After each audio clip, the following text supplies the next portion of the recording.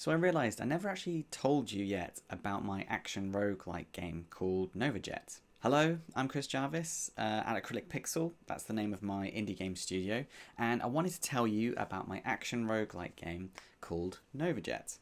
NovaJet takes inspiration from Vampire Survivors and the old PlayStation 1 classic Wipeout. So you've got this spaceship hovercraft type vehicle going around, not racing, but shooting. So it's a bit of a shooter, but like Vampire Survivors, it's still a single stick shooter. And you'll fly around an arena and you're shooting down enemies inspired by Halloween-y type things, so bats and wolves and vampires and monsters and ghouls and goblins and things, but they're kind of also aliens in the kind of way that Avatar kind of smushes together different animals. So we're taking the spooky animals and then combining them with aliens to make spooky alien animals.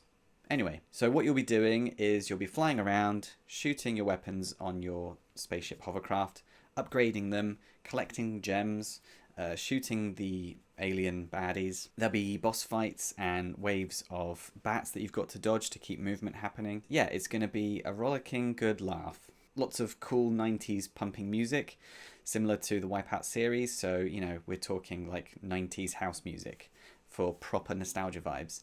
If you are unlucky enough to be born after that time, and that isn't when you were sort of a little boy like me, I'm 36 now, then hopefully you should get it when it's cool again, because every 20 years or so stuff gets cool again, and 90s stuff is kind of cool again now, which is kind of weird, but yeah, I'm liking it, and NovaJet features that, so hopefully that's a win-win for you as well. I'm just updating my Patreon page at the moment. If you follow me on there, it's completely free at the moment. I haven't put any tiers in as of yet, because I'm wanting to grow the community to get people interested in NovaJet so that I can get funding for it. And a big part of getting funding for a video game is actually how interesting is it. So I need to gain the following so that I can get the money so that I can make the game. I'm currently not in a situation where I'm getting any income, so I need to figure that problem out, but I can do this simultaneously because it's not costing me much time. You know, I've got a lot of time to kill.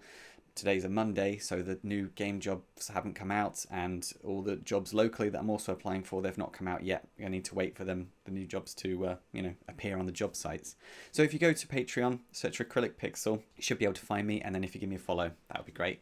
I'll give you updates on NovaJet. I also do articles, so I'm also writing articles on indie games, indie game life, my journey as an indie game developer, and like a head of a studio of one person at the moment, hoping to grow that to more. Insights into the industry, and I'm also trying to do a consultancy as well, where I'm helping businesses make games with their intellectual property, venture capitalists that don't have much insight into video games get into video games and funding indie games specifically. I'm hoping to offer my services as a consultant to figure out how you can choose the right studio, because I've had experience where my input has guided what companies do with their money with indie game studios. So there's, I've got some threads there. So there's NovaJet, there's my articles, there's my journey. So there's an article I wrote about me selling my car so that I could make indie games. And, there's the consultancy side of things. So hopefully one of those things, or all of them, are something you're interested in. Then give me a follow there, and I'll be posting more videos like this pretty soon. Okay, I'll catch you in the next one.